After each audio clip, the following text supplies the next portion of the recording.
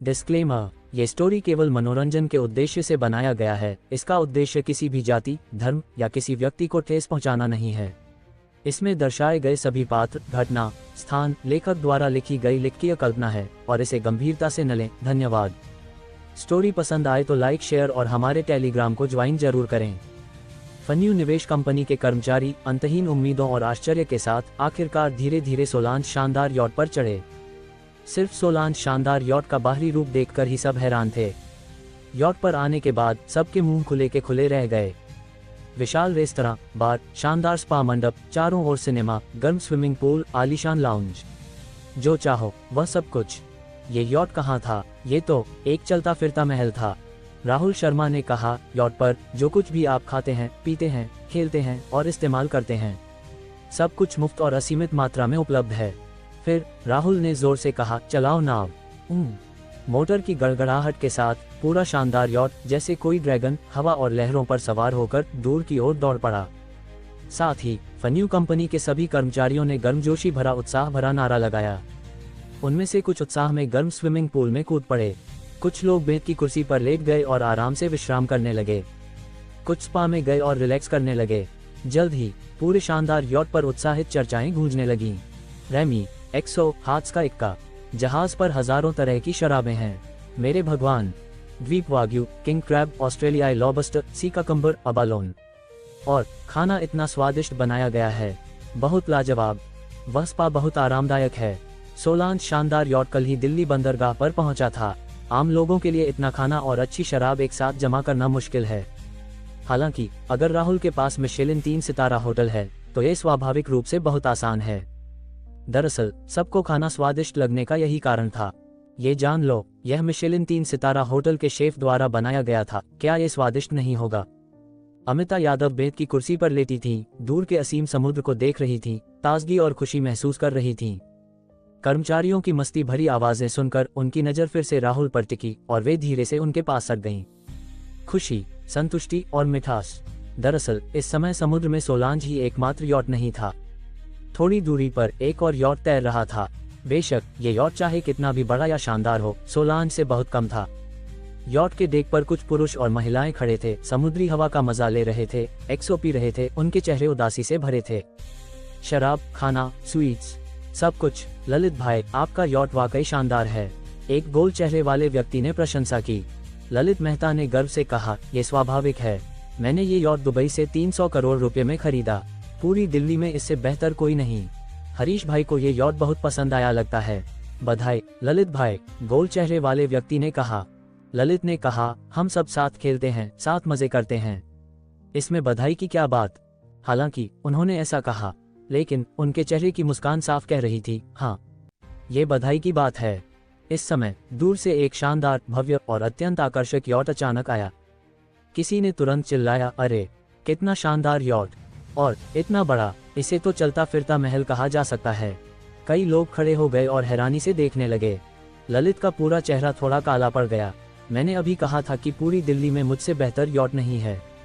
नतीजतन तुरंत एक ऐसा यॉट सामने आ गया जो उससे कहीं बेहतर था। क्या इतनी जल्दी थप्पड़ मारना जरूरी है? इस समय बगल में गोल चेहरे वाला व्यक्ति चिल्लाया, अरे दोस्तों, क्या आप भी दिल्ली से हैं? यह कोई बोझ है। एक कर्मचारी ने कहा, हम दिल्ली की फन्यू निवेश कंपनी हैं। आज हम टीम बिल्डिंग कर रहे हैं। Team building? गोल चेहरे वाला व्यक्ति हैरान रह गया। इतने शानदार यॉट के साथ टीम बिल्डिंग? इसके अलावा फन्यू निवेश कंपनी, मैंने तो सुना नहीं। ललित ने ये सुना तो उसका चेहरा थोड़ा बेहतर हुआ। एक अज्ञात छोटी कंपनी की टीम बिल्डिंग? ठीक है, शायद ये यॉट सिर्फ दिखावे के लिए है और यह जरूर किराए पर लिया गया होगा। इसलिए ललित ने धीरे से सिर उठाया और सोलांज यॉट के अंदर देखा। अगले पल ललित की आंखें हल्के से चमक उठीं और उसकी नजर देख पर मौजूद अमिता यादव पर टिक गई। खूबसूरती, सही कद, उत्कृष्ट चेहरा। लेकिन थोड़ी देर बाद उसने राहुल को देखा जो अमिता को पकड़े हुए था। ललित के दिल में तुरंत गहरी जलन पैदा हुई। क्यों? ऐसी खूबसूरत महिला किसी और की क्यों है? क्या वह सुंदर है? ललित ने गहरी सांस ली और फिर राहुल की ओर चिल्लाया, दोस्त, तुमने फ्रैंकलिन रियल एस्टेट कंपनी का नाम तो सुना होगा। ये हमारा पारिवारिक व्यवसाय है। मेरा नाम ललित मेहता है। आज हम मुश्किल से मिले, क्यों न दोस्त बन जाएं? आगे, अगर तुम यॉट इस्तेमाल करना चाहो तो मेरे इस शानदार यॉट पर आ सकते हो, जिसे मैंने दुबई से 300 करोड़ रुपए में खरीदा था। फिल्मों और उपन्यासों में अमीर दूसरी पीढ़ी ज्यादातर बहुत घमंडी होती है, और वास्तव में उनमें से ज्यादातर ललित मेहता की तरह बहुत चतुर होते हैं। हालांकि उसका निशाना अमिता थी, लेकिन उसने राहुल से अपना परिचय दिया और एक ही शब्द में अपने परिवार की ताकत और एक महंगे यॉट के मालिक होने की बात कही। उसे यकीन था कि राहुल तुरंत एक पिल्ले की तरह उससे माफी मांगने आएगा, लेकिन अमिता उसकी अंतहीन प्रशंसा करेगी और उससे चिपकना चाहेगी। यह पैसे का आकर्षण है। ललित को पहले भी कई बार ऐसा अनुभव हो चुका था और उसे यकीन था कि इस बार भी कोई अपवाद नहीं होगा। हालांकि ललित को नहीं पता था, जब उसने ये शब्द कहे तो राहुल ने उसे सिर्फ मूर्ख की तरह लापरवाही से देखा। 300 करोड़ रुपए का शानदार यॉट। महज 300 करोड़ रुपए को शानदार यॉट माना जा सकता है। मेरा जहाज 1200 करोड़ रुपए का है। क्या उसे अपने यॉट के साथ अंतर नहीं दिखता? फिर भी इतना अंधविश्वास क्यों?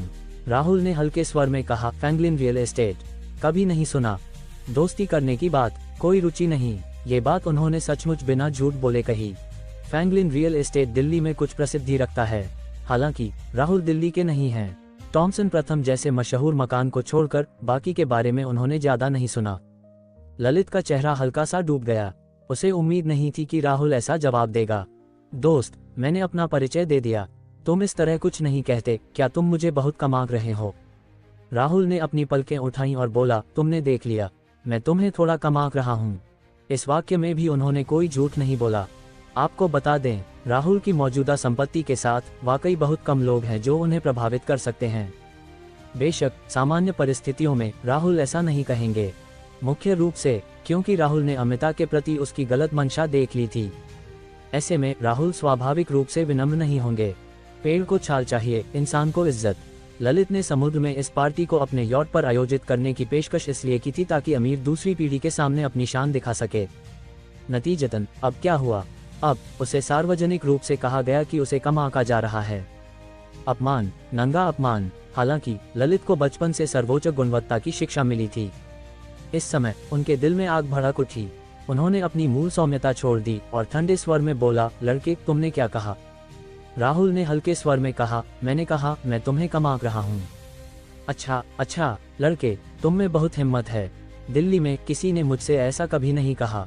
फन्यू निवेश कंपनी, मैंने याद कर लिया, मैं तुम्हें जरूर पछतावा करवाऊंगा। ललित ने तीखे स्वर में कहा। उसने पहले ही तय कर लिया था कि जैसे ही वह जमीन पर लौटेगा वह राहुल को ढूंढ निकालेगा और उसे गहरा सबक सिखाएगा। टटट, इस समय केबिन में भारी कदमों की आवाज आई। बाहर क्या शोर मचा रहे हो?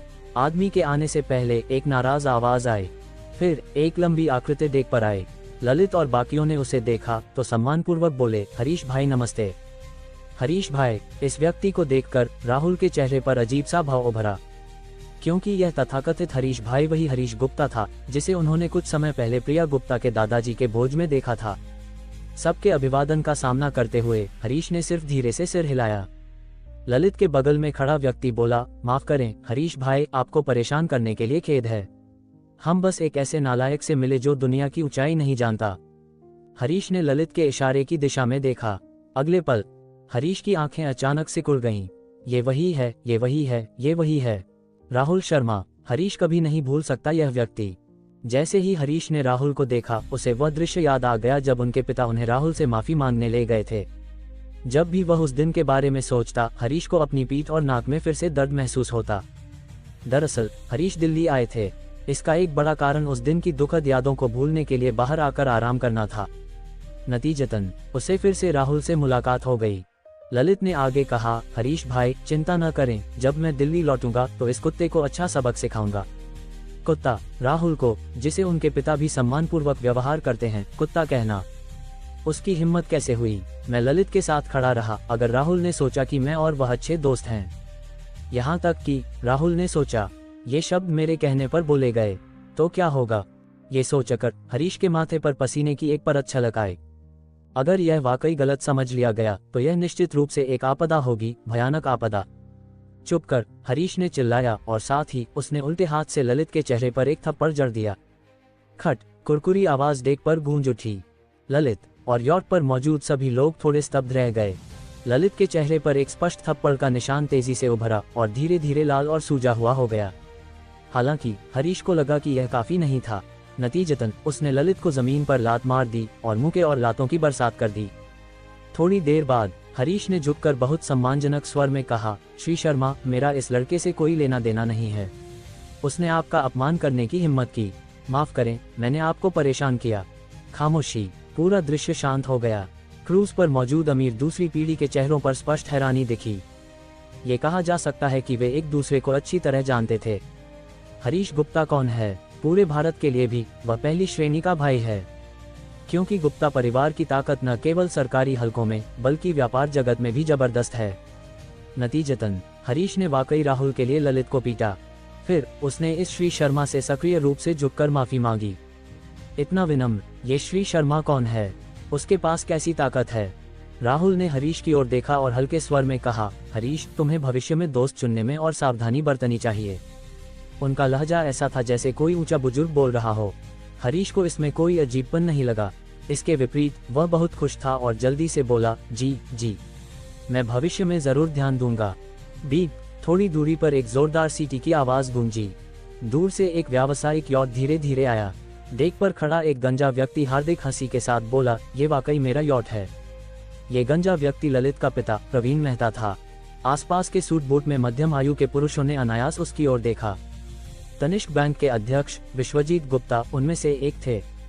प्रवीण ने कहा, श्री गुप्ता, अगली बार जब हम फ्री हों तो उस यॉट पर चलकर मछली पकड़ते हैं और समुद्री हवा का मजा लेते हैं। क्या ख्याल है? विश्वजीत ने हल्के से सिर हिलाया। ये देखकर प्रवीण के दिल में खुशी की लहर दौड़ गई। फिर प्रवीण ने दूर के यॉट पर ललित की ओर इशारा किया और बोला, देखिए, मेरा बेटा अभी भी उस पर है। जाहिर था प्रवीण अपने बेटे को चेहरा दिखाने का मौका दे रहा था। ये जान लो, उसके बगल में खड़े लोग सभी बहुत प्रभावशाली थे। बस अगर उसका बेटा उनके दिल में जरा सा भी प्रभाव छोड़ दे तो भविष्य में अनंत लाभ हो सकते हैं। खट। इस समय जब प्रवीण ने अपने बेटे को देखा तो उसे चेहरे पर थप्पड़ पड़ रहा था। फिर उसे फिर से पीटा और लात मारी गई। प्रवीण के चेहरे की मुस्कान तुरंत गायब हो गई और वह चिल्लाया, मेरे बेटे को क्यों मार रहे हो? इस चीख ने दोनों यॉट्स पर मौजूद लोगों की नजरें खींची, जिनमें हरीश और राहुल शामिल थे। जब राहुल ने मुड़कर देखा तो विश्वजीत ने भी राहुल को देख लिया। उनका दिल अचानक धड़का और सम्मानपूर्वक बोला, नमस्ते श्री शर्मा। इस आवाज ने प्रवीण को, जो अभी भी दबंग था, हल्का सा चौंकाया और यॉट पर मौजूद बाकी लोगों के चेहरों पर हैरानी उभरी। ये जान लो, विश्वजीत तनिष्क बैंक के अध्यक्ष हैं, भारत के सबसे बड़े निजी बैंक के। हमेशा सिर्फ दूसरे लोग उनका सम्मान करते हैं और उनकी खुशामद करते हैं। क्या कभी विश्वजीत को किसी के प्रति इतना सम्मान करते देखा गया? वह भी एक ऐसे युवक के लिए जो सिर्फ 20 साल का लगता है। राहुल ने कहा, ओह, यह विश्वजीत है। विश्वजीत, तनिष्क बैंक के सम्मानित अध्यक्ष को विश्वजीत कहना। व्यावसायिक यॉट पर मौजूद मध्यम आयु के पुरुषों के चेहरों पर हैरानी और गहरी हो गई। साथ ही वे तेजी से अपने मन में राहुल की पहचान का अंदाजा लगाने लगे। इस समय ललित जमीन से उठा। हर व्यक्ति में 3 अंश आग होती है। अब उसे पीटा गया था और साथ ही उसने अपने पिता को आते देखा। वह अब हरीश और राहुल की पहचान की परवाह नहीं करता था। उसने दोनों की ओर इशारा किया और चिल्लाया, नालायक, तुमने मुझे अपमानित करने और मारने की हिम्मत की। विश्वजीत का चेहरा हल्का सा डूब गया। उन्होंने प्रवीण और ललित की ओर ठंडी नजरों से देखा, जिसमें एक ठंडी चमक थी। उन्हें ठीक नहीं पता था कि अभी क्या हुआ था। हालांकि ललित ने राहुल का अपमान करने की हिम्मत की, यह एक अक्षम्य बात थी। प्रवीण ने विश्वजीत के चेहरे के बदलाव को देखा और वह हल्का सा कांप गया। जब उसने देखा कि विश्वजीत राहुल के प्रति इतना सम्मानजनक है तो प्रवीण पहले से ही सोच रहा था कि राहुल की खुशामद कैसे करनी है। अब क्या करें? इस समय प्रवीण को इस बात की परवाह नहीं थी कि ललित को अभी पीटा गया था। वह हिचकते हुए बोला, श्री शर्मा, आपके और मेरे बेटे के बीच कोई गलतफहमी होनी चाहिए। उसने जानबूझकर आपको गाली नहीं दी। राहुल ने प्रवीण की ओर देखा और बोला, गलतफहमी? क्या वह मेरी गर्लफ्रेंड को छीनने की कोशिश कर रहा था? फिर मुझे धमकी दे रहा था। राहुल की गर्लफ्रेंड को छीनना और उसे धमकी देना, ये तो नालायक था। विश्वजीत ने अत्यंत ठंडी नजरों से प्रवीण और ललित की ओर देखा और एक गहरी गुर्राहट निकाली। प्रवीण का शरीर हल्के से कांप गया और बोला, श्री गुप्ता, इस मामले में। विश्वजीत ने उसे पूरा करने नहीं दिया और सीधे बीच में काट दिया, कुछ कहने की जरूरत नहीं। अब से हमारा बैंक आपकी कंपनी को एक पैसा भी उधार नहीं देगा। इसके अलावा पिछले ऋण को भी तुरंत चुकाना होगा। प्रवीण ने ये सुना तो उसका चेहरा ऐसा फीका पड़ गया जैसे उसकी सारी ताकत निकाल ली गई हो। ये जान लो, अब उनकी फ्रैंकलिन रियल एस्टेट कंपनी पैसे की कमी के हालत में थी। आज उन्होंने अन्य उद्यमियों के साथ समुद्र में सैर करने का मुख्य कारण ये था कि वह तनिष्क बैंक के अध्यक्ष विश्वजीत गुप्ता के साथ नज़दीकी बनाना चाहते थे, ताकि तनिष्क बैंक से कुछ ऋण आसानी से मिल सकें। नतीजतन अब क्या हुआ? अब न केवल ऋण मिलना असंभव है, बल्कि इसके विपरीत पिछले ऋण को तुरंत चुकाना होगा। प्रवीण को लगा जैसे आसमान घूम रहा हो। फ्रैंकलिन रियल एस्टेट कंपनी खत्म हो गई। जाहिर तौर पर ललित ने अभी तक इसके बारे में नहीं सोचा था। उसने फिर बोला, हमारा मेहता परिवार आसानी से छेड़छाड़ करने वाला नहीं है। प्रवीण ने ये सुना तो ऐसा लगा जैसे किसी ने बाघ की पूंछ पर थप्पड़ मारा हो। वह पूरी तरह गुस्से में आ गया। यह उसकी वजह से है, ये सब इस नालायक की वजह से है, वरना ये सब बिल्कुल नहीं होता। इसलिए प्रवीण ने सामने की ओर इशारा किया और चिल्लाया, कप्तान मुझे वहां ले चलो। फिर प्रवीण ललित के सामने कूद गया। उसने हाथ उठाया और उसके चेहरे पर थप्पड़ जड़ दिया। नालायक, किसने तुझे मेरे लिए मुसीबत खड़ी करने को कहा? कमबख्त, वह मारता और गालियां देता रहा और अत्यंत गुस्से में था। इन सब के लिए राहुल ने सिर्फ लापरवाही से एक नज़र डाली और फिर अमिता के साथ दूर की सुंदरता का आनंद लेना जारी रखा। इस टीम बिल्डिंग के दौरान फन्यू निवेश कंपनी के सभी कर्मचारी अत्यंत खुश और संतुष्ट थे। साथ ही कर्मचारी एक दूसरे के साथ ज्यादा परिचित और तालमेल में आए। लेकिन राहुल दिल्ली में ज्यादा समय तक नहीं रुके। आखिर उनकी एक छात्र की पहचान भी थी। अमिता ने राहुल को हवाई अड्डे तक छोड़ा और फिर सीधे ग्लोबल फाइनेंशियल बिल्डिंग लौट गईं। दीदी लू ने आह भरी, अमिता तुम्हारा बॉयफ्रेंड इतना कमाल है, उसके पास पूरी ग्लोबल फाइनेंशियल बिल्डिंग है, वह तनिष्क बैंक का बड़ा शेयरधारक है और फिर ऐसा शानदार यॉट। जब दीदी लू ने इस बारे में बात की तो उनकी आंखों में हल्के तारे चमक रहे थे। थोड़ा रुककर दीदी लू ने फिर कहा, वैसे क्या वह कल तुम्हें शॉपिंग ले गया था? उसने तुम्हें कुछ दिया? अमिता ने कहा, उसने मेरे लिए एक घड़ी खरीदी। ये कहते हुए अमिता ने अपनी कलाई उठाई। बस एक घड़ी खरीदी? ओह माय गॉड, ये तो बहुत अच्छी है। इसकी कीमत कितनी थी? दीदी लू ने गोली की तरह सवाल दागा। एक महिला के रूप में रानी घड़ी जैसी खूबसूरत घड़ी के प्रति उनकी कोई प्रतिरोधक क्षमता नहीं थी। यह पाटेक फिलिप रानी घड़ी है, 31 करोड़ रुपये, अमिता ने कहा। 31 करोड़, दीदी लू ने सीधे चिल्लाकर कहा। मूल रूप से वह चाहती थी कि अमिता घड़ी उतारकर उसे दिखाए। इस समय यह विचार पूरी तरह खत्म हो गया। 31 करोड़ की घड़ी, अगर मैंने गलती से ठोकर मार दी, छू दी या जमीन पर गिरा दी तो क्या होगा? अमिता ने फिर कहा, इसके अलावा उसने मुझे टॉमसन प्रथम का एक मकान भी दिया जिसमें मैं रह सकती हूँ। टॉमसन प्रथम, दीदी लू की आंखें तुरंत गोल हो गईं। वह हमेशा दिल्ली में रही थी और निश्चित रूप से जानती थी कि टॉमसन प्रथम का मकान कितना महंगा है। एक सेट की कीमत कम से कम 100 करोड़ रुपए या उससे ज्यादा है। 100 करोड़ से ज्यादा का मकान और 31 करोड़ की घड़ी बेचना, यह उसे चिल्लाने से कैसे रोक सकता था? काफी देर बाद दीदी लू शांत हुई और बोली, अमिता क्या तुम्हारे बॉयफ्रेंड का कोई छोटा भाई या बड़ा भाई है? अमिता को अपनी पुरानी रूममेट की कही ऐसी ही बात याद आई और वह हंस पड़ी। उसकी सिर्फ एक छोटी बहन है। दीदी लू ने कहा, बहन? वास्तव में मेरी लिंग की जरूरतें इतनी ऊंची नहीं हैं। अमिता, राहुल को स्वाभाविक रूप से अमिता और दीदी लू की बातचीत का पता नहीं था। फर्स्ट क्लास केबिन में सोने के बाद वह पहले से ही जयपुर पहुंच गए थे। फिर राहुल ने मर्सिडीज GLC चलाए और पनवेल विला लौट आए। उन्होंने पहले विशेष चाय का एक कप बनाया। जब विशेष चाय पेट में गई तो उनके मुंह में सुगंध भर गई। वे तरोताजा हो गए और पिछले कुछ दिनों की सारी थकान तुरंत मिट गई। राहुल ने चाय का कप नीचे रखा, मोबाइल निकाला और उनकी नज़र 3178 लकी ड्रॉ पर टिकी। 3100 लकी ड्रॉ अमिता के लिए पाटेक फिलिप रानी घड़ी खरीदने से मिले थे। बाकी 78 लकी ड्रॉ हाल के समय की आई थी। 3178 लकी ड्रॉ, देखते हैं क्या मिलता है, राहुल ने बुदबुदाया। खोलो। डिंग, बधाई, आपको 9 रुपये मिले। डिंग, बधाई, आपको 1000 रुपये मिले। ... डिंग, बधाई, आपको शेयर डबल कूपन मिला। ... डिंग, बधाई, आपको उमर ग्रुप के 10% शेयर मिले। ... डिंग, बधाई, आपको कछुआ सांस तकनीक मिली। ... डिंग, बधाई, आपको 19,999 रुपये मिले। इन 3178 लकी ड्रॉ के लिए राहुल को कुल 13,21,201 रुपये मिले। इस छोटी सी राशि के लिए राहुल ने सीधे नज़रअंदाज करना चुना। उन्होंने पहले अपनी नज़र शेयर डबल कूपन पर टिकाए। पिछली बार राहुल ने तनिष्क सॉफ्टवेयर के लिए शेयर डबल कूपन का उपयोग किया था, जिससे उनके पास कुल 20% शेयर हो गए। बरसात और उसके विचार के साथ राहुल ने इस बार अरी ग्रुप को चुना। डिंग, सफलतापूर्वक उपयोग, अरी ग्रुप के कुल 20% शेयर। अरी ग्रुप के 10% शेयरों की तुरंत वृद्धि, राहुल की संपत्ति में एक बार फिर 5,000 अरब रुपए की बढ़ोतरी हुई। उमर ग्रुप दुनिया का सबसे बड़ा डिपार्टमेंट स्टोर है, जिसका बाजार मूल्य 1.4 खरब रुपए है। 10% हिस्सेदारी यानी 1400 अरब रुपए, ये बुरा नहीं है। अंत में राहुल ने अपनी नज़र कछुआ सांस तकनीक पर टिकाई। कछुआ सांस तकनीक यह एक विशेष कौशल है जो शरीर की चर्बी और शर्करा जैसे ऊर्जा का उपयोग करके ऑक्सीजन सांस की जगह लेता है। सांस लेने की जरूरत नहीं, आप अच्छी तरह जी सकते हैं और अनंत आकर्षण दिखा सकते हैं।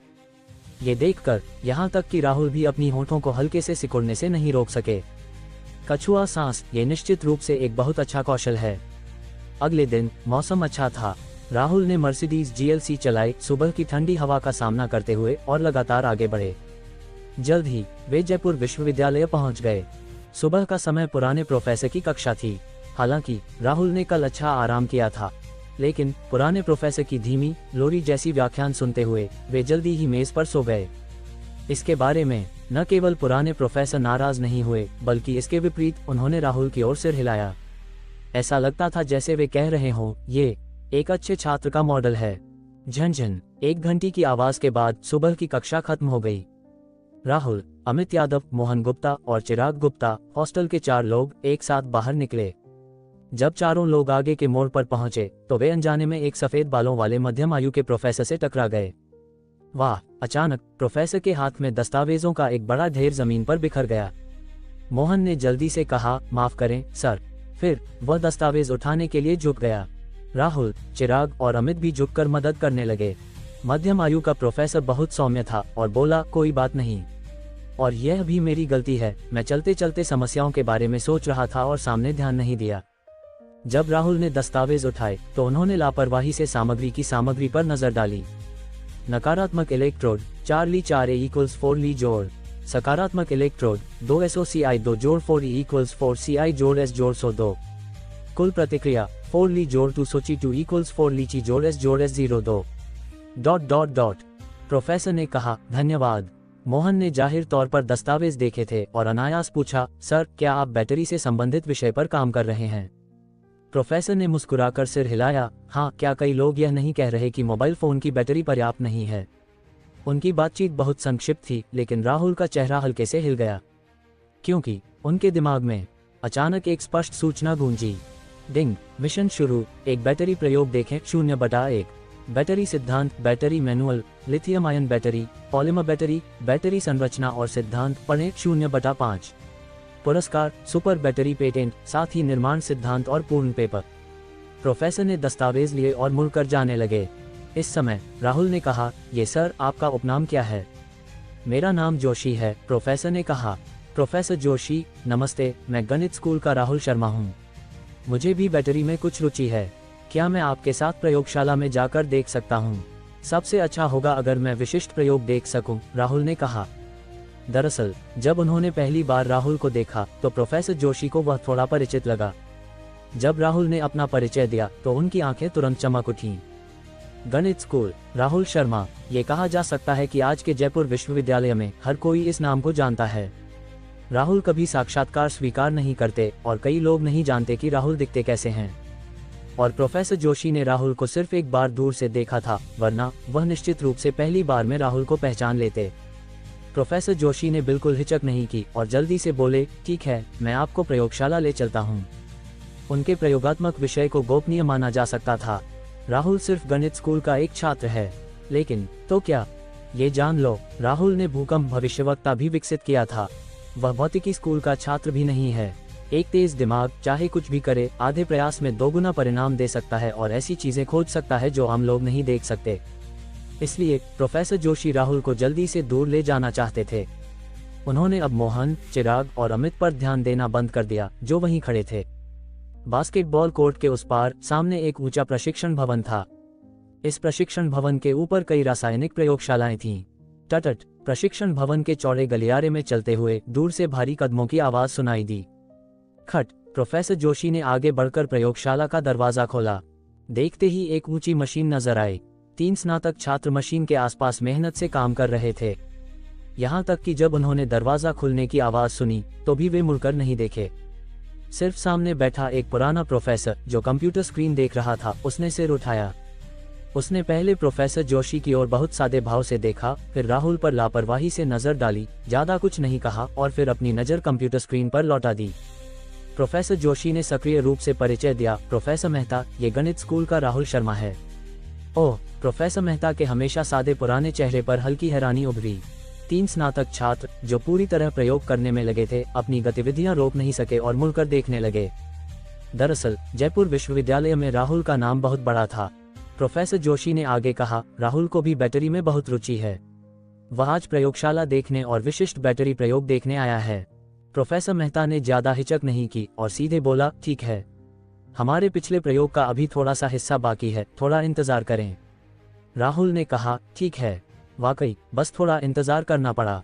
लगभग 5 मिनट बाद प्रोफेसर मेहता ने कहा, हमारा बैटरी प्रयोग फिर से शुरू हो सकता है। तो प्रोफेसर मेहता को परेशानी हुई। राहुल ने कहा। प्रोफेसर मेहता ने मुस्कुराकर कहा, कोई परेशानी नहीं, ये हम हर दिन बार बार करते हैं।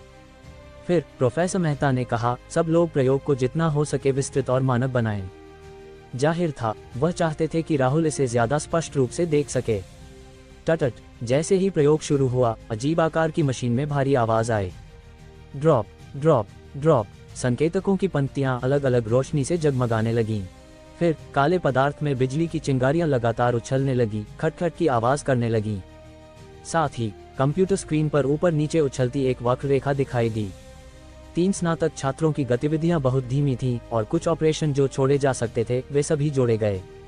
इसलिए प्रयोग, जो मूल रूप से सिर्फ 30 मिनट लेता था, लगभग 50 मिनट तक चला और फिर धीरे धीरे खत्म हुआ।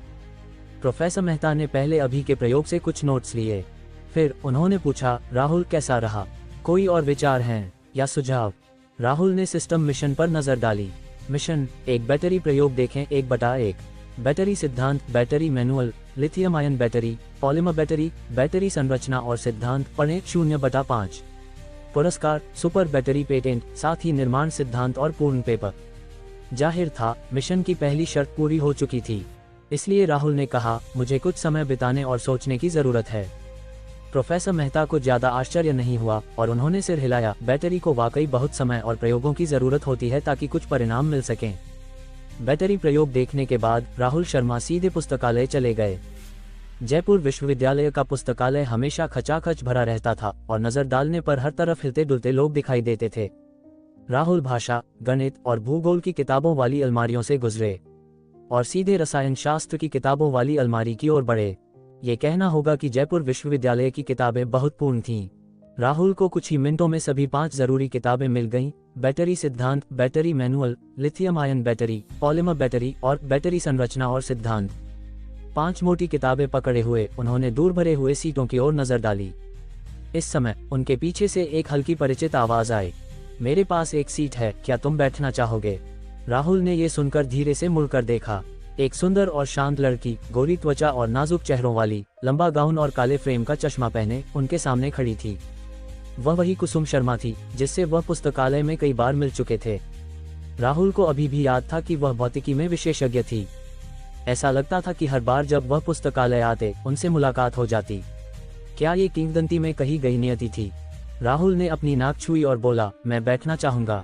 फिर कुसुम के नेतृत्व में राहुल उस जगह पर आए जहां वे पहले कई बार बैठ चुके थे। वह मन ही मन सोचने लगे, क्या तुम हर बार यहीं बैठती हो? कुसुम ने पूछा, क्या ऐसा नहीं हो सकता? यह ठीक है, राहुल ने कंधे उचकाए। फिर राहुल ने और बात नहीं की, बल्कि अपनी स्कैनिंग क्षमता का उपयोग करके अपने हाथ में मौजूद बैटरी सिद्धांत को तेजी से पलटना शुरू किया। खटखट, किताब पलटने की तेज आवाज गूंजी। बैटरी सिद्धांत में सैकड़ों पेज थे, लेकिन राहुल को सब कुछ अपने दिल में याद करने में सिर्फ 5 मिनट लगे। अगली थी दूसरी किताब, बैटरी मैनुअल। तीसरी, लिथियम आयन बैटरी। 5 किताबें पढ़ने में राहुल को कुल मिलाकर लगभग 20 मिनट लगे। अचानक राहुल के दिमाग में एक स्पष्ट सूचना गूंजी, डिंग, मिशन पूरा। एक बैटरी प्रयोग देखें 1/1। बैटरी सिद्धांत, battery manual, lithium ion battery, polymer battery, battery संरचना और सिद्धांत पढ़ें 5/5। सुपर बैटरी पेटेंट प्राप्त, साथ ही निर्माण सिद्धांत और पूर्ण पेपर। तुरंत राहुल के दिमाग में अभी अभी पढ़ी गई बैटरी की 5 किताबों के ज्ञान के अलावा समुद्र की लहरों की तरह और बैटरी ज्ञान उमड़ आया। ये देखकर कि राहुल अब किताब नहीं पलट रहे थे, बगल में बैठी कुसुम ने पूछा, बैटरी, क्या तुम अब रसायन शास्त्र पढ़ने लगे हो? हाँ, राहुल ने कहा। फिर उन्होंने कुसुम की मेज पर रखे सवाल को देखा और बोला, ये सवाल अब तक नहीं हुआ। कुसुम ने मुंह खोला, वह फिर से कुछ कहना चाहती थी। हाँ, ये वाकई फिर से था, वह सचमुच नहीं कर पाई थी। राहुल उनकी अभिव्यक्ति से उनकी सोच को आसानी से पढ़ सकते थे।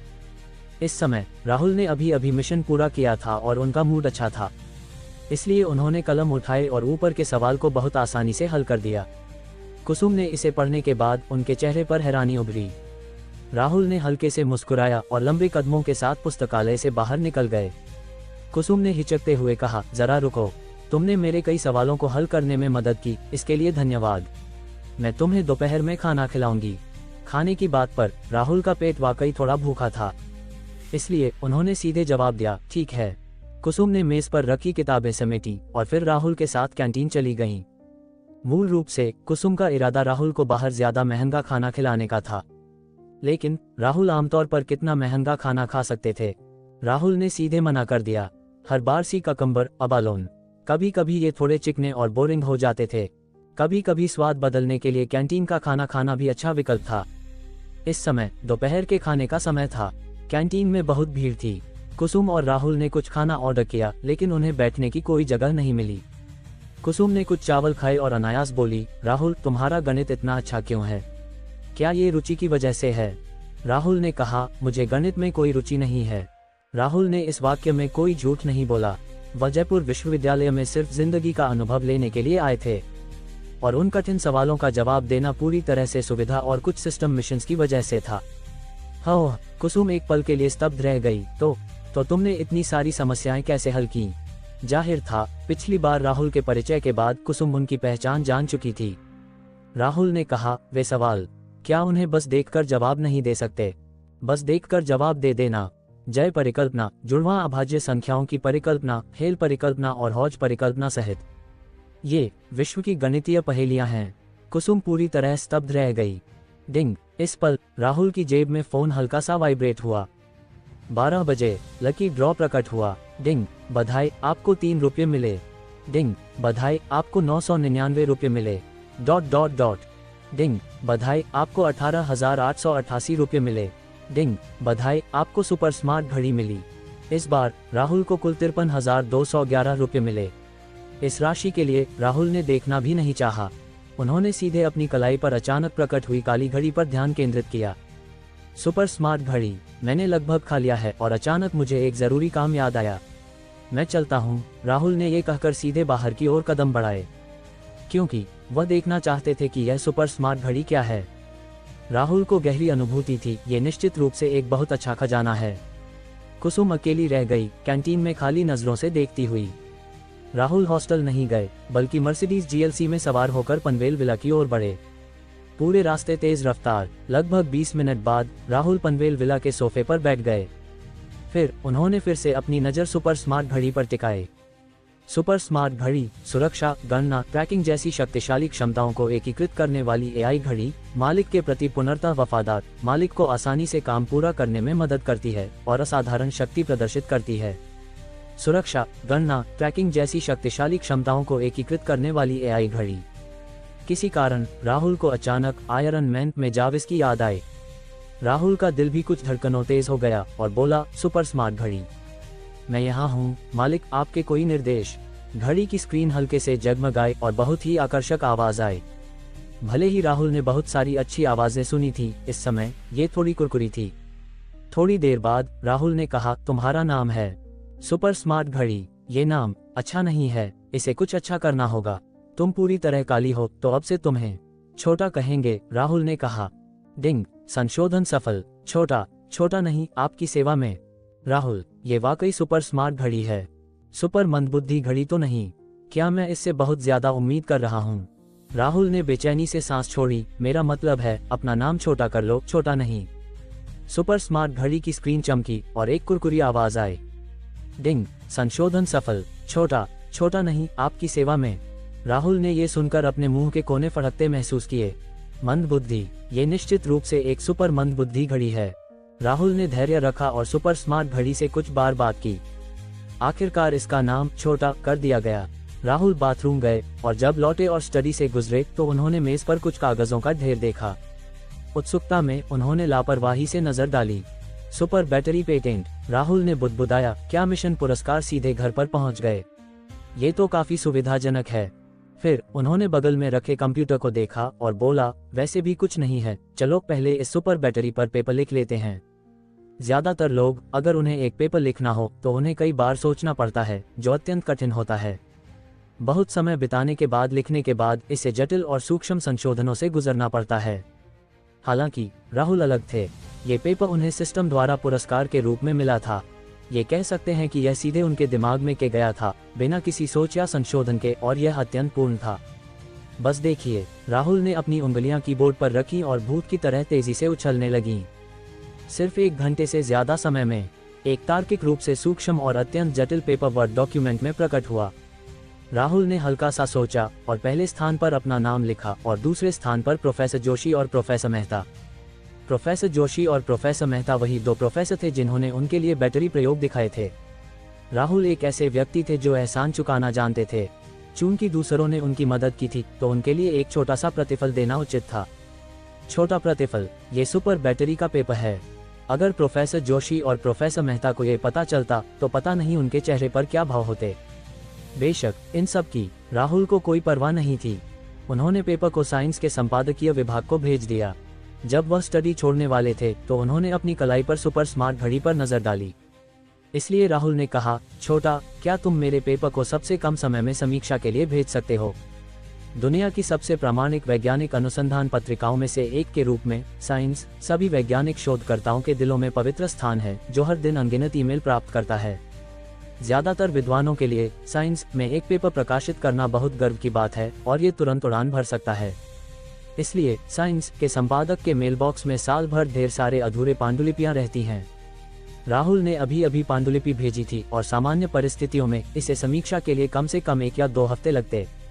इसलिए उन्होंने सुपर स्मार्ट घड़ी से जोर से पूछा, कोई समस्या नहीं मालिक। सुपर स्मार्ट घड़ी की स्क्रीन हल्के से चमकी और एक स्पष्ट और सुहावनी आवाज आई। अमेरिका, इस समय सुबह का समय था। साइंस के संपादक हावर्ड ह्यूज मुलायम बड़े बिस्तर पर लेटे थे। उनके चेहरे पर हल्की मुस्कान थी। जाहिर था वह एक अच्छा सपना देख रहे थे। झनझन, इस समय उनके बेडसाइड पर रखा फोन अचानक तीखी रिंगटोन के साथ बजा। हालांकि इस आवाज ने सोए हुए हावर्ड ह्यूज को नहीं जगाया।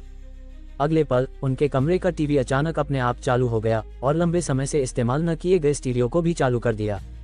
धूम! हावर्ड ह्यूज इतने डर गए कि वे बिस्तर से कूद पड़े। क्या हुआ, क्या हुआ? जब उन्होंने देखा कि आवाज टीवी से आ रही थी तो उन्होंने राहत की सांस ली। बुदबुदाए, मुझे याद है कि सोने से पहले इसे बंद किया था। क्या मैंने गलत याद किया? हावर्ड ह्यूज ने सिर हिलाया लेकिन ज्यादा परवाह नहीं की। उन्होंने बिस्तर के बगल में रखा रिमोट कंट्रोल उठाया और बंद करने का बटन दबाया और फिर बिस्तर पर लेट गए। धूम! हालांकि जब वह थोड़ी देर लेटे तो टीवी और स्टीरियो फिर से चालू हो गए और कान फाड़ने वाली आवाज आई। हावर्ड ह्यूज फिर से कूद पड़े और चिल्लाए, कमबख्त! क्या ये टीवी पागल हो गया है? मैं इसे कल कचरे में फेंक दूंगा। ये कहकर हावर्ड ह्यूज गुस्से में उठे और बिजली के तार को जोर से खींच लिया। 2 बार की लगातार आवाजों ने हावर्ड ह्यूज को थोड़ा प्यासा महसूस कराया। वह उठे और रसोई में गए, एक गिलास बर्फीला पानी डाला और कुछ घूंट में पेट में उतार लिया। फिर वह कमरे में लौटकर सोना जारी रखने वाले थे। इस पल ओवन, जिसे खाना पकाने के लिए डिंग डोंग की कुरकुरी आवाज करने की जरूरत थी, ने अचानक डिंग डोंग की आवाज की। वॉशिंग मशीन, जिसे कपड़े धोने के बाद मुलायम संगीत बजाने की जरूरत थी, ने लगातार मुलायम संगीत बजाना शुरू कर दिया। फ्रिज का दरवाजा, जो लंबे समय तक बंद न होने पर ही दीदी की आवाज करता था, तेज दीदी की आवाज करने लगा। सभी बिजली के उपकरण जो आवाज कर सकते थे इस पल में बजने लगे। बहुत शोर और जल्दबाजी। हावर्ड ह्यूज ने सिर पकड़ा और चिल्लाया, यह क्या कमबख्त हो रहा है? फिर उन्होंने जल्दी से सभी बिजली के उपकरणों के तार खींच दिए। जब हावर्ड ह्यूज ने राहत की सांस ली तो स्टडी में रखे नोटबुक से फिर से जोरदार संगीत की आवाज आई। वह तेजी से स्टडी में गए और नोटबुक बंद करने के लिए हाथ उठाया। हालांकि हावर्ड ह्यूज ने जल्दी ही पाया कि वह माउस को बिल्कुल नियंत्रित नहीं कर सकते। यहाँ तक कि बिजली का तार खींचने के बाद भी नोटबुक में रिजर्व पावर सप्लाई थी।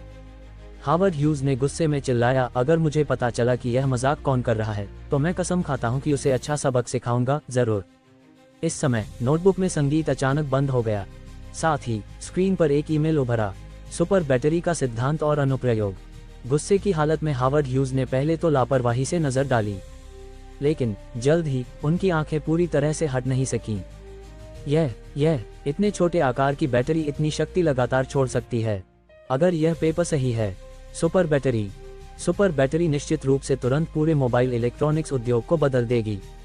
ये किसका लेख है? भारत के जयपुर विश्वविद्यालय का राहुल शर्मा, गणितज्ञ और भूकंप भविष्यवक्ता का आविष्कारक। हे भगवान, आज वैज्ञानिक अनुसंधान समुदाय में राहुल का नाम निश्चित रूप से बहुत प्रसिद्ध है। इस पल हार्वर्ड ह्यूज पूरी तरह से अभी की अप्रियता को भूल गए थे और पूरा व्यक्ति अत्यंत उत्साहित दिख रहा था। अगर यह राहुल शर्मा का है तो इस पेपर का मूल्य एक नई ऊंचाई पर पहुंच गया है। मुझे मुख्य संपादक से पूछना होगा और फिर एक सहकर्मी समीक्षक ढूंढना होगा।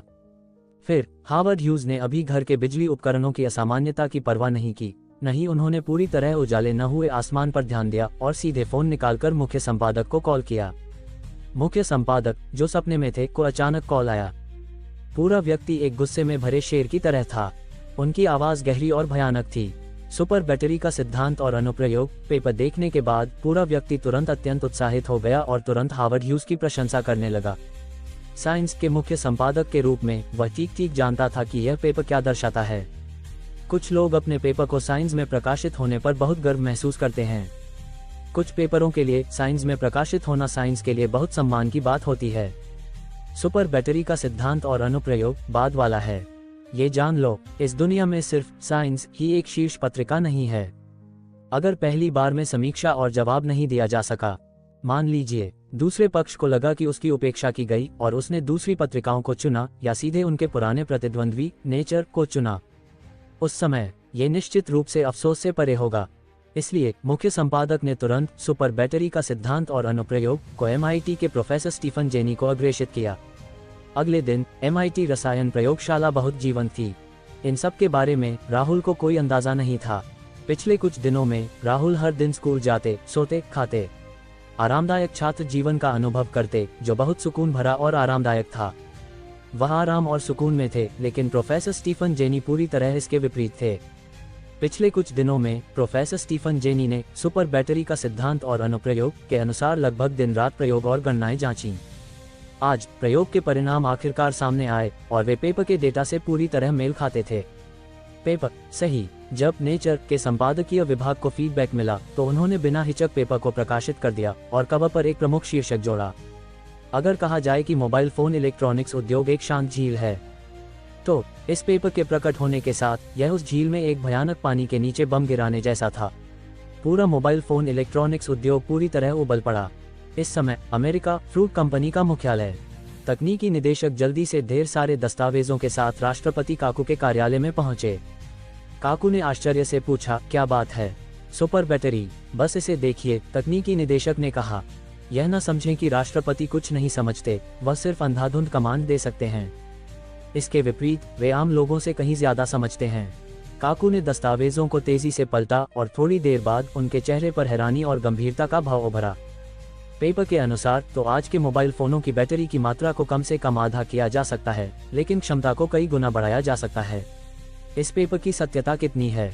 समान कॉन्फ़िगरेशन में आज के मोबाइल फोन हमेशा हल्के और पतले रहे हैं और सुपर बैटरी निश्चित रूप से इस पहलू में सर्वोत्तम हो सकती है, यहाँ तक कि इसे क्रांतिकारी कहा जा सकता है। कोई आश्चर्य नहीं कि काकू ऐसा भाव दिखाएंगे। तकनीकी निदेशक ने कहा। इस पेपर की समीक्षा MIT के प्रोफेसर स्टीवन जेनी ने की थी। वह बैटरी के क्षेत्र में प्राधिकारी हैं। इसके अलावा कल रात मैंने भी पेपर के अनुसार कई बार तत्काल प्रयोग किए, जो सभी पेपर में उल्लिखित डेटा के साथ सामान्य रूप से मेल खाते हैं। इसलिए सत्यता के बारे में कोई संदेह नहीं है। ये सुनकर काकू ने मौके पर कुछ चक्कर लगाए, फिर मेज पर रखा फोन उठाया और बोला, श्री विल्सन, मुझे चाहिए कि आप सबसे कम समय में साइंस के पेपर सुपर बैटरी का सिद्धांत और अनुप्रयोग के लेखक राहुल शर्मा का संपर्क विवरण प्राप्त करें। सबसे कम समय में? तेज जी। फोन पर विल्सन की गंभीर आवाज सुनाई दी। ... दक्षिण कोरिया 4 स्टार ग्रुप। अध्यक्ष ली कांगशी ने सामने खड़े निदेशक की रिपोर्ट सुनी और भौहें सिकोड़कर बोला, सुपर बैटरी। और ये भारत के लोगों द्वारा विकसित सुपर बैटरी है। आप जानते हैं, मुझे ये दोनों शब्द नफरत हैं। थोड़ी देर बाद ली कांगशी ने आगे कहा, अब हमें दोनों हाथों से तैयारी करनी होगी। पहला, सबसे कम समय में भारत में राहुल शर्मा नाम के व्यक्ति से संपर्क करें और सुपर बैटरी का पेटेंट खरीदने की कोशिश करें। दूसरा, जांच करें कि क्या ये भारतीय राहुल शर्मा हमारे दक्षिण कोरिया का सदस्य है।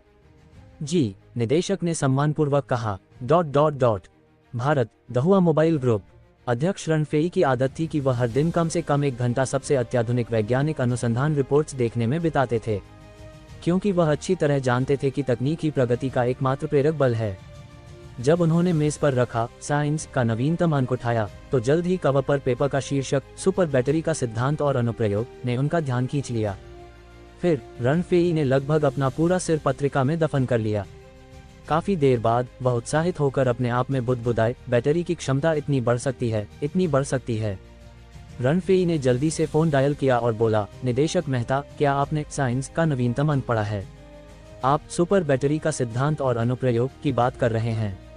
मैं इसके बारे में आपको रिपोर्ट करने की तैयारी कर रहा था, निदेशक मेहता ने कहा। ओह, आपको पेपर की सामग्री के बारे में क्या लगता है? क्या ये संभव है? रणफेई ने पूछा। मूल तर्क में कोई समस्या नहीं है, लेकिन विशिष्ट डेटा को व्यक्तिगत प्रयोगों द्वारा सत्यापित करने की जरूरत है, निदेशक मेहता ने कहा। रणफेई ने कहा, अब आप सब कुछ छोड़ दें और 20 से 50 लोगों की एक वैज्ञानिक अनुसंधान टीम नियुक्त करें ताकि सबसे कम समय में प्रयोग सत्यापित हो। ठीक है, निदेशक मेहता ने तुरंत जवाब दिया। फिर रणफेई ने मानव संसाधन निदेशक का नंबर डायल किया और बोला, मेरे लिए जयपुर विश्वविद्यालय के राहुल शर्मा का संपर्क विवरण जल्द से जल्द ढूंढें।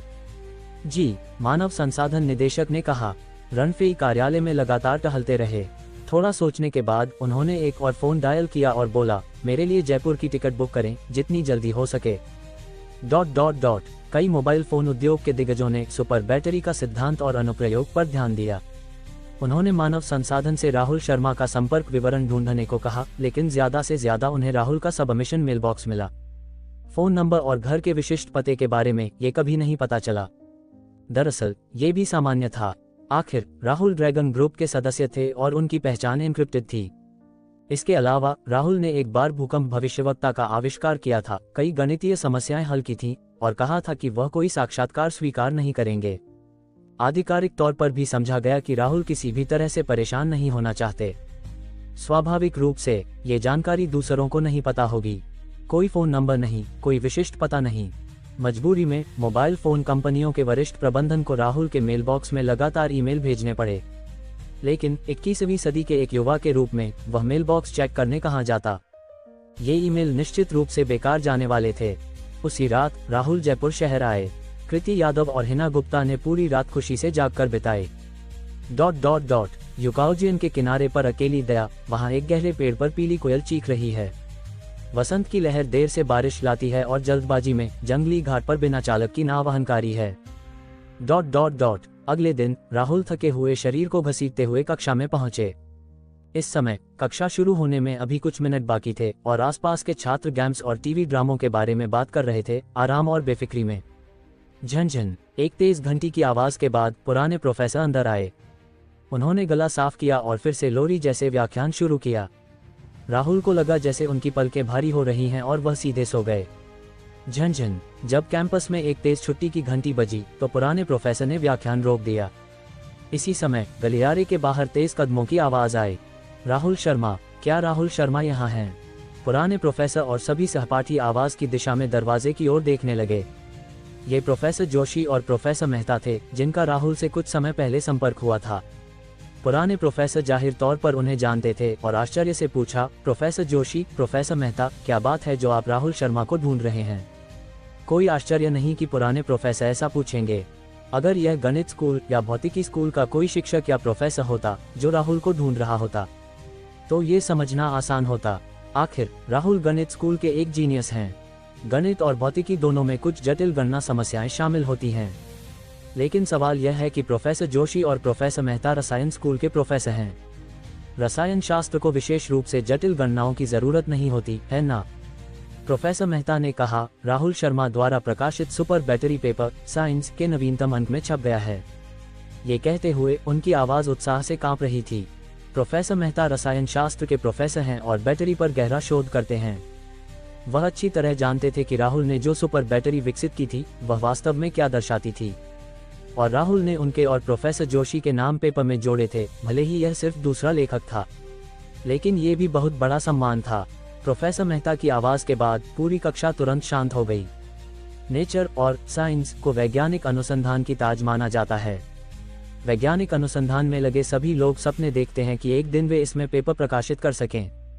राहुल एक जीनियस हैं, लेकिन वह गणित के जीनियस हैं। उनका साइंस में पेपर कैसे प्रकाशित हुआ, और वह भी बैटरी पेपर, रसायन शास्त्र की दिशा में। यह राहुल ने कब से रसायन शास्त्र पढ़ना शुरू किया। खर्रा खर्रा। जब कक्षा अचानक शांत हो गई तो राहुल की खर्राटों की आवाज विशेष रूप से असामान्य हो गई।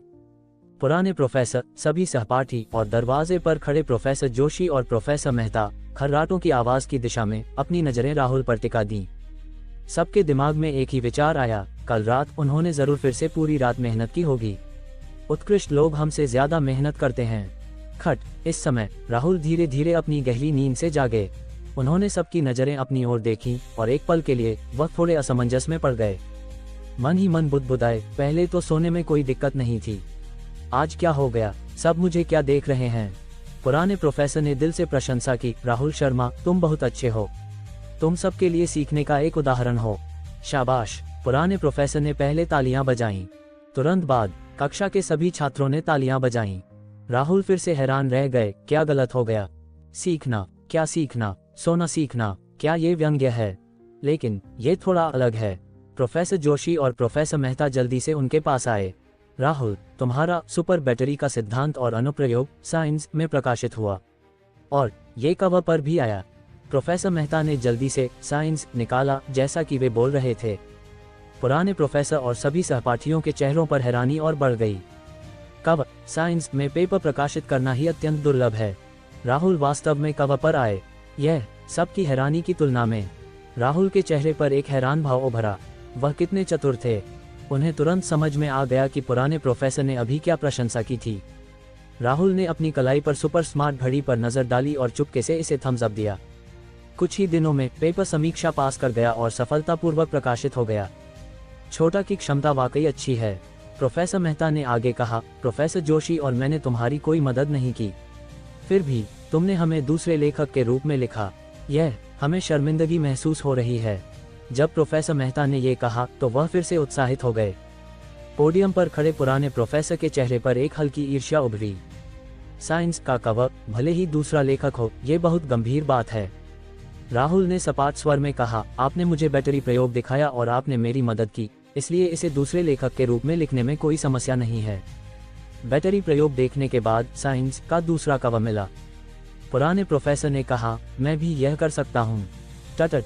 इस समय गलियारे के बाहर फिर से कदमों की आवाज आई। फिर जयपुर विश्वविद्यालय के उपकुलपति विवेक गुप्ता एक गंभीर चेहरों वाले मध्यम आयु के व्यक्ति के साथ अंदर आए।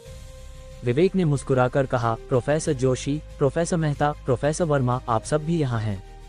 फिर उन्होंने अपनी नजर राहुल पर टिकाई और बगल में खड़े गंभीर चेहरों वाले व्यक्ति की ओर इशारा करते हुए बोला, राहुल, ये दहुआ ग्रुप के अध्यक्ष श्री रणफेई हैं। उनका कहना है कि वे तुमसे कुछ चर्चा करना चाहते हैं। रणफेई ने जल्दी से कहा, श्री शर्मा नमस्ते। राहुल ने कहा, नमस्ते श्री रण मुझे क्यों ढूंढ रहे हैं? रणफेई ने हिचकते हुए कहा, मैं श्री शर्मा के साथ सुपर बैटरी पर कुछ सहयोग शुरू करना चाहता हूँ। खामोशी। पूरी कक्षा फिर से शांत हो गई। पहले सभी छात्रों को सिर्फ ये लगा कि राहुल का साइंस में पेपर प्रकाशित होना बहुत उल्लेखनीय बात थी और यह ज्यादा प्रशंसा थी। इस समय वे पूरी तरह ईर्ष्या से भरे थे और यहाँ तक कि कहा जा सकता है कि जलन थी।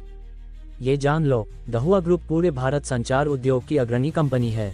दहुआ ग्रुप सूचीबद्ध नहीं है, लेकिन बाहरी अनुमानों के अनुसार इसका बाजार मूल्य कम से कम 2 खरब रुपये है। राहुल की सुपर बैटरी की वजह से इतने बड़े उद्यम के अध्यक्ष स्वयं सहयोग की बात करने आए। ये कितना बड़ा सहयोग होगा? 100 करोड़, 300 करोड़ या उससे ज्यादा? जब सभी छात्रों ने इस बारे में सोचा तो उन्हें लगा जैसे उनके गले सूख गए हैं। इसके बारे में राहुल ने बहुत सपाट स्वर में कहा, सहयोग ठीक है। दरअसल वह अपनी कंपनी और कारखाना स्थापित करने का भी विकल्प चुन सकते थे। हालांकि राहुल को ये सब सोचकर परेशानी लगी। इसके अलावा दहुआ की हमेशा अच्छी प्रतिष्ठा रही है, लेकिन यह सहयोग के लायक है। रणफेई ने खुशी से कहा, तो क्या हम किसी और जगह पर बात करें? आखिर मुझे कंपनी को फैक्स मशीन का उपयोग करके संबंधित दस्तावेज और अनुबंध भेजने होंगे। राहुल ने सिर हिलाया और बोला, ठीक है। सहपाठियों की ईर्ष्या भरी नजरों के बीच राहुल शर्मा और रणफेई एक साथ बाहर की ओर चले। थोड़ी देर बाद वे जयपुर विश्वविद्यालय के उपकुलपति विवेक गुप्ता के कार्यालय में पहुंचे। रणफेई ने कई युवा प्रतिभाओं के साथ संपर्क किया था। हालांकि भले ही ये युवा प्रतिभाशाली हों, उनके सामने वे हमेशा कुछ हद तक संयमित रहते थे। रनफेई का मानना था कि इसके दो कारण हैं। पहला, धन संपत्ति का अंतर। दूसरा, सामाजिक स्थिति का अंतर। कक्षा में राहुल को पहली बार देखने के बाद रनफेई चुपके से उनकी हरकतों का निरीक्षण कर रहे थे। रनफेई ने पाया कि राहुल का चेहरा हमेशा अत्यंत शांत और सादा रहा। वह मन ही मन प्रशंसा करने लगे, जैसा कि अपेक्षित था। वह एक ऐसा जीनियस है जिसने कई गणितीय समस्याएं हल की, भूकंप भविष्यवक्ता और सुपर बैटरी का आविष्कार किया। ये वाकई अलग है। दरअसल राहुल का ऐसा प्रदर्शन करना पूरी तरह सामान्य था। धन संपत्ति की बात करें, राहुल के पास रनफेई से कहीं ज्यादा संपत्ति थी। सामाजिक स्थिति की बात करें, राहुल तनिष्क सॉफ्टवेयर और अरी ग्रुप के दूसरे सबसे बड़े शेयरधारक थे। डिजुन होटल, मालवीय समूह, श्यामपुर थोक बाजार आदि के सबसे बड़े शेयरधारक, ड्रैगन ग्रुप के नेता। इसके अलावा राहुल ने शंकर प्रसाद, गोविंद शर्मा जैसे बुजुर्गों से दोस्ती भी की थी। इस तरह की सामाजिक स्थिति की तुलना रनफेई से नहीं की जा सकती। यह ऐसा था जैसे एक ऊंचे व्यक्ति और एक निचले व्यक्ति का एक साथ चलना। तनावग्रस्त होना कैसे संभव था? बैठने के बाद रनफेई ने कहा, श्री शर्मा, आपको भी पता होगा कि दहुआ ग्रुप दो प्रमुख व्यावसायिक खंडों में बंटा है, पहला संचार उपकरण, दूसरा स्मार्टफोन। ये देखकर कि रनफेई लंबी बात करना चाहते थे, राहुल ने बीच में टोक दिया, श्री रन, आपने अभी कहा कि आप मेरी सुपर बैटरी के साथ सहयोग करना चाहते हैं, तो चलिए सीधे विशिष्ट सहयोग सामग्री की बात करते हैं। रनफेई को तुरंत समझ में आ गया कि राहुल को घुमा फिराकर बात करना पसंद नहीं था। इसलिए उन्होंने कहा, मुझे पता है कि सुपर बैटरी के लिए आपने बहुत ऊर्जा खर्च की होगी, इसलिए हम पेटेंट को सीधे खरीदने की योजना नहीं बना रहे हैं। राहुल कहना चाहते थे कि बहुत ऊर्जा खर्च की नहीं, आप बहुत ज्यादा सोच रहे हैं। इसमें एक बैटरी प्रयोग देखने में लगभग 1 घंटा और फिर कुछ बैटरी किताबें पढ़ने में समय लगा। रनफेई ने आगे कहा, मैंने अस्थायी रूप से 2 सहयोग के तरीके तैयार किए हैं। श्री शर्मा, आप पहले सुन सकते हैं। बेशक, आप अपनी मांग भी रख सकते हैं।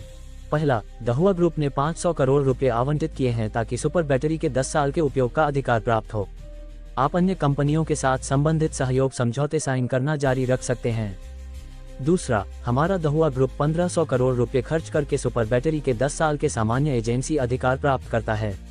अगर अन्य कंपनियां सुपर बैटरी का उपयोग करना चाहें तो उन्हें हमारे दहुआ ग्रुप के साथ अनुबंध साइन करना होगा। इसमें आपको 5 अंश मिलेंगे। पट बगल में बैठे विवेक गुप्ता, जो अब तक चुप थे, का पानी का गिलास उनके हाथ में कांप गया और वह लगभग जल गए। 500 करोड़, 1500 करोड़। विवेक गुप्ता ने भी कई बड़े दृश्य देखे थे, हालांकि वह इस तरह के बड़े नंबर से अभी भी हैरान थे। राहुल का चेहरा हमेशा अत्यंत शांत रहा और उन्होंने सीधे कहा, दूसरा।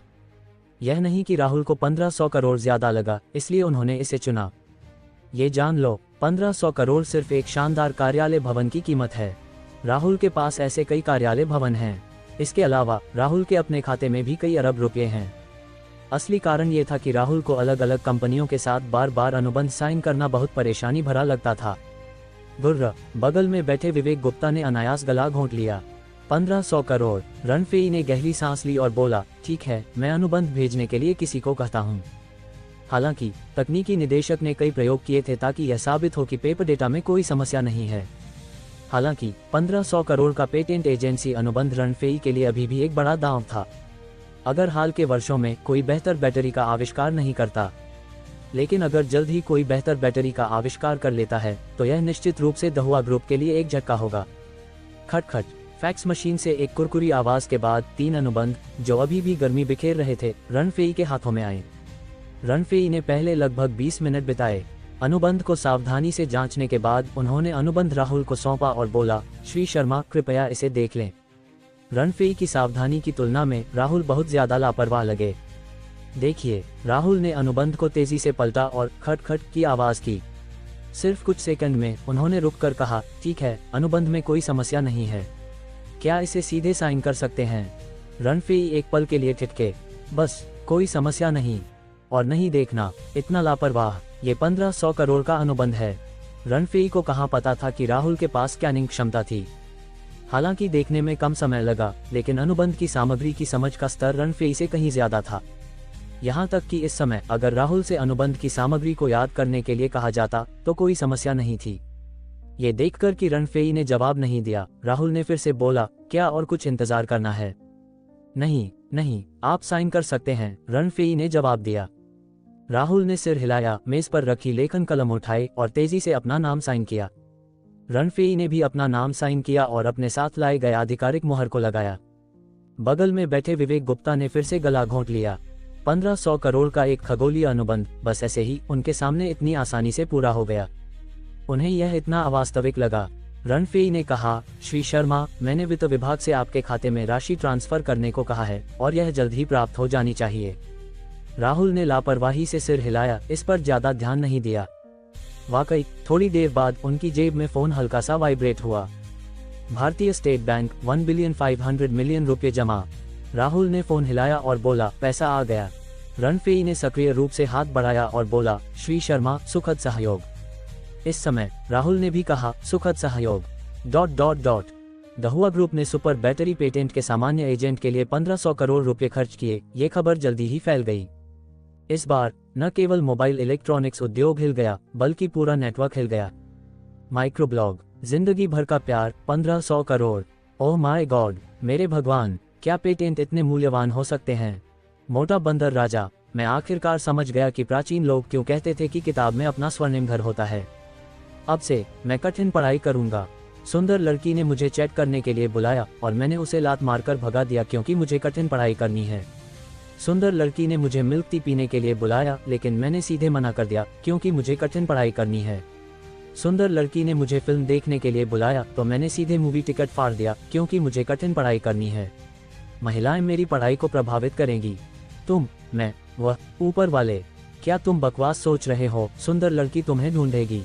बिना छाया, 1500 करोड़। मैं कब इसका एक अंश कमा पाऊंगा। खुश और आनंद। क्या आपने गौर किया कि दहुआ ग्रुप के साथ सुपर बैटरी पेटेंट अनुबंध किसने साइन किया? ये राहुल शर्मा हैं। वही राहुल शर्मा जिन्होंने कुछ समय पहले जय परिकल्पना, जुड़वां अभाज्य संख्याओं की परिकल्पना, हेल परिकल्पना और हौज परिकल्पना हल की। सुनहरी मछली, कमाल। चूजे की तरह, कमाल। जिंदगी भर का प्यार, कमाल। आया और गया, मैंने कई अनसुलझी गणितीय समस्याएं हल की, भूकंप भविष्यवक्ता का आविष्कार किया और अब सुपर बैटरी पर शोध किया और 1500 करोड़ का पेटेंट प्राधिकरण प्राप्त किया। वास्तविकता हमेशा मुझे याद दिलाती है कि मैं सिर्फ दुनिया में संख्या पूरी करने आया हूँ। ... राहुल को ऑनलाइन चर्चाओं के बारे में पूरी तरह से अंधेरा था। दहुआ ग्रुप के अध्यक्ष रणफेई के साथ अनुबंध साइन करने के बाद उन्होंने मर्सिडीज GLC चलाए और हवाई अड्डे की ओर बढ़े। फिर ऋषि के लिए नवीनतम उड़ान में सवार हुए, क्योंकि अभी अभी प्रियंका चौधरी ने एक संदेश भेजा था जिसमें कहा था कि क्यूजिया कंपनी के कुछ लोग आए हैं और कह रहे हैं कि वे उनके कॉफी बीन्स खरीदना चाहते हैं।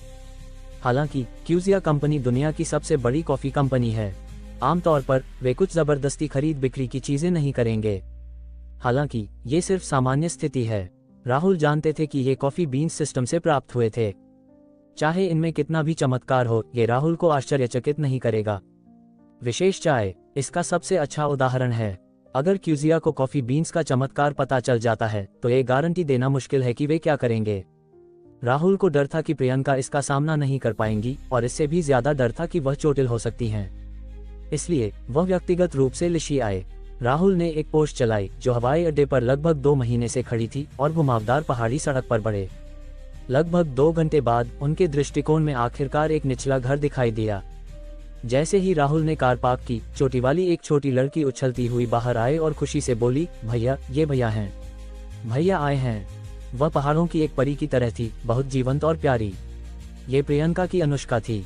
अनुष्का की आवाज के साथ काले झरने जैसे बालों और रत्नों की तरह चमकती खूबसूरत आंखों वाली एक महिला ने सिर बाहर निकाला। वह प्रियंका चौधरी थी। आज की प्रियंका एक सफेद शर्ट और कमर पर चेकर्ड एप्रन पहने थी। उनकी पहले से ही भरी हुई आकृति इस पोशाक की पृष्ठभूमि में और भी उभर रही थी। हालांकि प्रियंका पिछले 2 महीनों से पहाड़ी गांव में रह रही थी। हालांकि उनकी त्वचा पर कोई उम्र बढ़ने या खुरदरापन का निशान नहीं था, क्योंकि राहुल ने उन्हें एक बार ढेर सारी सौंदर्य लोशन दी थी। इसके अलावा क्योंकि प्रियंका हमेशा पहाड़ी गांव में रही थी, उनके शरीर में एक अनोखी और शुद्ध आभा जुड़ गई थी। राहुल, तुम आ गए। प्रियंका ने वसंत जल की तरह आवाज निकाली। राहुल ने मुस्कुराकर कहा, हाँ, मैं आ गया। टटट जैसे आकर्षित होकर प्रियंका तेजी से राहुल की ओर चली और उनकी बाहों में झुक गईं। थोड़ी देर बाद प्रियंका को जैसे एहसास हुआ कि अनुष्का अभी भी बगल में थी, इसलिए वह जल्दी से राहुल की बाहों से मुक्त हुई। शर्माते हुए बोली, वो मेरा खाना तैयार है, चलो पहले खाना खाते हैं। ठीक है, राहुल ने जवाब दिया और साथ ही प्रियंका का पतला हाथ पकड़ लिया। प्रियंका ने बगल में देख रही अनुष्का की ओर देखा, शर्माते हुए अपने हाथ छुड़ाने की कोशिश की।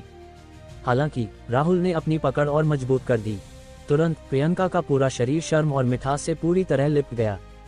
इस समय मेज पर हरी मिर्च की भुजिया, मशरूम अंडा सूप, छोटी मछली और अन्य व्यंजन थे।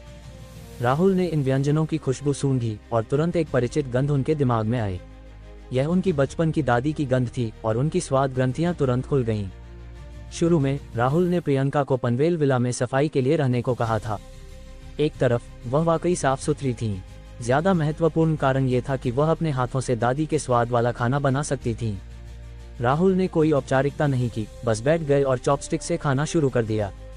हालांकि उन्होंने जल्दी ही देखा कि प्रियंका, अनुष्का और बूढ़ी दादी उनके साथ नहीं बैठी थीं। उन्हें तुरंत याद आया कि यहाँ की प्रथा है कि पुरुष पहले खाते हैं और महिलाएं बचे हुए खाते हैं। राहुल ने कहा, दादी, प्रियंका, अनुष्का, क्या मैंने पिछली बार नहीं कहा था? अब समय बदल गया है। कम से कम जब हम मेरे साथ खाना खा रहे हैं तो इसकी जरूरत नहीं है। थोड़ा हिचकने के बाद बूढ़ी दादी ने सिर हिलाया और बोली, प्रियंका, अनुष्का, तो चलो हम सब एक साथ बैठकर खाते हैं। राहुल ने ये सुना तो उनके चेहरे पर मुस्कान उभरी। वह इस भोजन से बहुत खुश और संतुष्ट थे। राहुल बांस की कुर्सी पर लेटे थे, दूर सूरज को धीरे धीरे डूबते देख रहे थे, बहुत आरामदायक। इस पल राहुल को जैसे कुछ याद आया और उन्होंने पूछा, वैसे कॉफी बीन्स का स्वाद कैसा है? प्रियंका ने कहा, बहुत स्वादिष्ट। दादी, अनुष्का और गांव के लोग सभी ने कहा कि यह बहुत स्वादिष्ट है। कॉफी बीन्स की बात करते हुए प्रियंका के चेहरे पर मुस्कान उभर आई। ये वह चीज थी जो राहुल ने गांव के लिए छोड़ी थी। उनकी नजरों में ये जैसे उनका अपना बच्चा था। जितने ज्यादा लोग इसे पसंद करते, वह उतनी ही खुश होती थीं। थोड़ा रुककर प्रियंका ने कहा, मैं अभी तुम्हारे लिए एक गिलास डालती हूँ। थोड़ी देर बाद प्रियंका एक तामचीनी कप लेकर आईं। इसमें ताज़ा उबाला हुआ कॉफी था। हालांकि राहुल ने अभी कॉफी नहीं पी थी। हालांकि वह इसकी समृद्ध खुशबू से पहले ही आकर्षित हो चुके थे। प्रियंका की उत्सुक नजरों के तहत राहुल ने आखिरकार धीरे से कॉफी को अपने मुंह में डाला। गुर्र, कॉफी मुंह में गई जैसे एक मुलायम रिबन गले से गुजर रहा हो। साथ ही राहुल को जैसे नदी की आवाज सुनाई दी और जंगल की घास की खुशबू महसूस हुई, रेशमी और मीठा। थोड़ी देर बाद प्रियंका ने पूछा, स्वाद कैसा है? राहुल ने गंभीरता से सिर हिलाया और बोला, स्वादिष्ट। हालांकि सिर्फ 2 शब्द थे, लेकिन प्रियंका के कानों में सुनकर ऐसा लगा जैसे उन्होंने कैंडी खा ली हो। रात होने पर बुजुर्ग और बच्चे सबसे ज्यादा नींद वाले लोग होते हैं। बूढ़ी दादी और अनुष्का जल्द ही सो गए। प्रियंका राहुल के कमरे में आई और उनके लिए नई चादर और रजाई लगाई। जब प्रियंका मुड़कर जाने वाली थी, राहुल ने धीरे से उन्हें अपनी बाहों में ले लिया। ... छोटा बिछड़ा यार नई शादी की तरह लगता है... अगले दिन जब आसमान उजाला हुआ, एक मुर्गा गर्व से ऊंचे स्थान पर चढ़ा और आकाश की ओर जोर से बांध दी, जैसे अपनी मौजूदगी को साबित कर रहा हो। राहुल ने धीरे से आंखें खोली और लापरवाही से फोन देखा। हमेशा की तरह स्क्रीन पर पहले से एक टेक्स्ट मैसेज दिख रहा था। रात के 12 बजे भारतीय स्टेट बैंक ने 71,20,000 रुपये जमा किए। राहुल ने मन ही मन बुदबुदाया, इस बार मैंने जगह बदली है। देखते हैं क्या साइन इन कर सकते हैं। साइन इन, डिंग, बधाई, आपको क्यूजिया कॉफी के 10% शेयर मिले। आगे के एपिसोड सुनने के लिए सब्सक्राइब कीजिए हमारी चैनल।